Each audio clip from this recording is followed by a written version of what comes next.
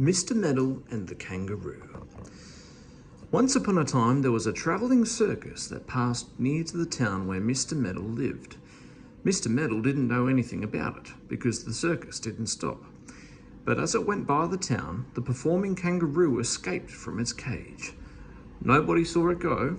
It found that its door hadn't been locked, so it just pushed it open and went out. It hopped right over the nearby hedge with one bound and then jumped in glee over 3 fields and a stream.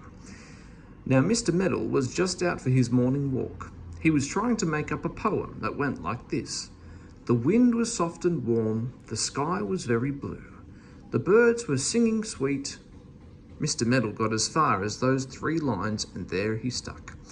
He just simply could not think of a 4th line. He began again. The wind was soft and warm, the sky was very blue, the birds were singing sweet. Is that a kangaroo? Now Mr. Meddle didn't mean the last line to rhyme like that, and it really sounded very funny. But he didn't think about its being funny. All he thought about was the very peculiar sight in front of him. Jumping down the field path was a large kangaroo. Mr. Meddle was not used to meeting kangaroos in the fields. He stood still and stared at it. Now I must think about this, said Mr. Meddle. Kangaroos don't live in this country, therefore that can't be a kangaroo. On the other hand, it's not a rabbit or a hedgehog, and it does really look extremely like a kangaroo. The kangaroo bounded nearer. It jumped right over a hedge and back again. Meddle began to feel a little scared. He didn't know how to treat kangaroos. Did you pat them like a dog, or stroke them like a cat, or prod them like a pig? Now I really must think about this, said Meddle firmly. That is a kangaroo, but it can't be a real one, so I must be dreaming. Of course, that's what it is. I'm asleep and dreaming. It's only a dream kangaroo. Well, I'm not frightened of a dream kangaroo, not a bit. Oh, I've only got to wake up and it will be gone. The kangaroo bounded almost on top of Meddle and stared at him in rather a fierce manner. Meddle stared back. Stare all you like, he said to the kangaroo, but let me tell you this, you're not real, not a bit real. You're only a dream, my dream, ha ha, ho ho. The kangaroo put its face near to Meddle's and made a horrid sort of noise. Meddle jumped back a little.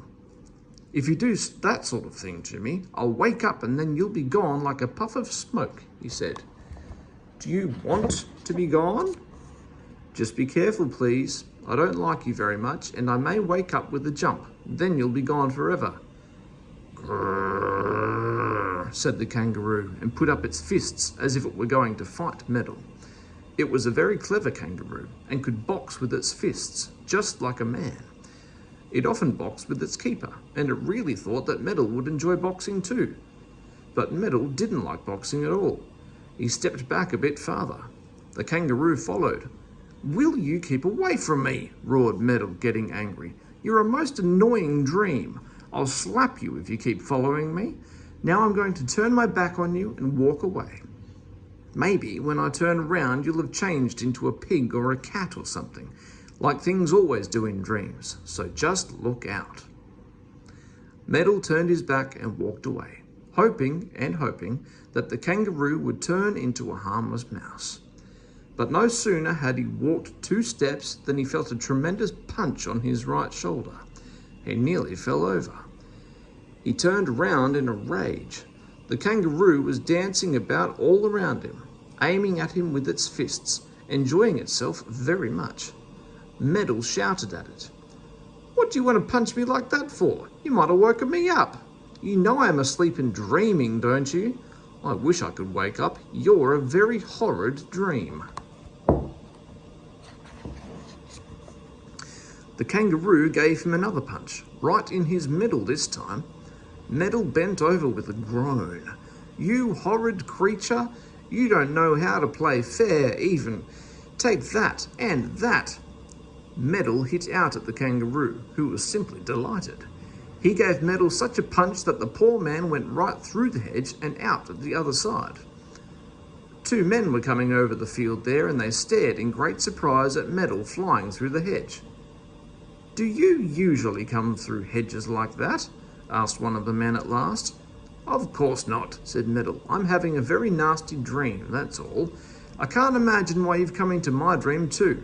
Really, I do wish I could wake up. I've already dreamt a kangaroo and he keeps punching me."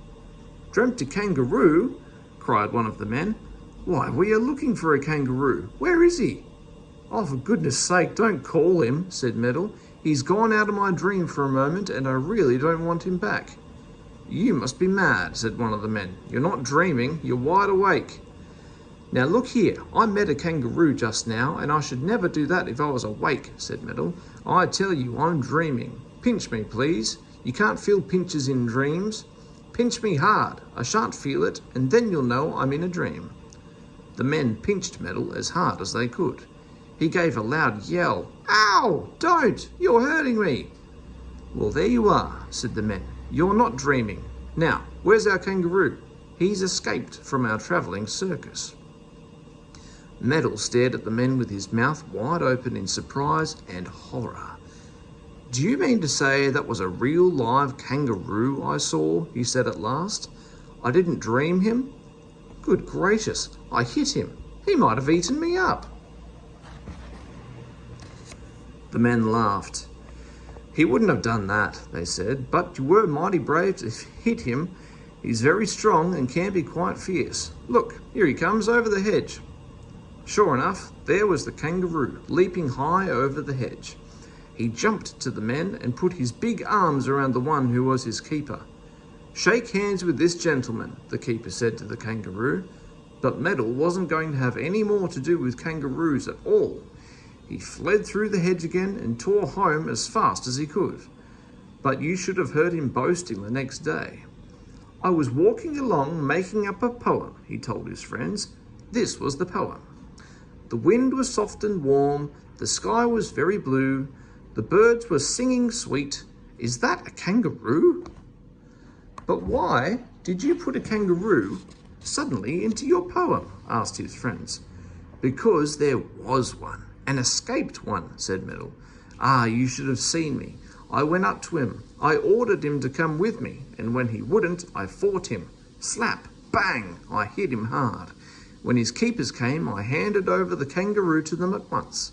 I shouldn't be surprised if they asked me to join their circus." But Meddle didn't tell anyone at all that he had thought the kangaroo was a dream. Wasn't he funny?